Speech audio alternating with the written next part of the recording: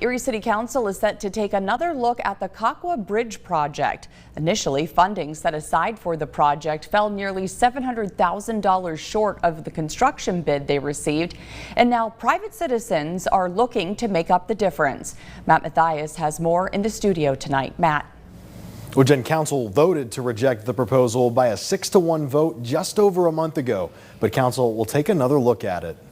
The nearly 100-year-old Kahkwa Bridge in the Frontier neighborhood was demolished in 2021. And since that time, the city of Erie has been looking at replacing it. But with a project bid coming in nearly $700,000 more than budgeted for, it was too large of a pill for City Council to swallow. And now Frontier residents are apparently hoping to fill in the gaps. One of the things we've had committed is that an individual has committed to $300,000 to give to us, which takes us down to $375,000 that we need.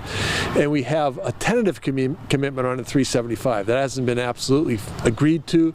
It needs to go to a group that's going to talk about it and confirm for sure. But we're very hopeful we'll get that as well. These fundraising efforts come nearly 2 years after a survey was conducted in the neighborhood to gauge interest.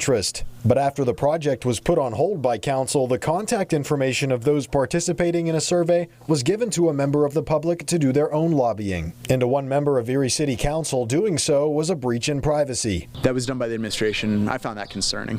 I think residents share input with the city, understanding that there's some degree of confidence with their government. So when they then have their information shared with outside individuals that they're not familiar with, they don't have the same confidence with their information being held by strangers. That doesn't happen too often, to be honest. I think this happened because it took so long for us to get to this point. It took about 3 years from the original, and it's been at least 2 years since they took that survey. Nelson says council's sole reason for rejecting the project was the gap in funding, the money to make up the deficit potentially coming from future city paving budgets. He says community support for a new bridge was not in doubt. I think City Council will be satisfied as long as the gap funding isn't coming from the future paving budgets, and it seems like there's solutions that are coming forward on this, so it might be able to move forward if the gaps have been found.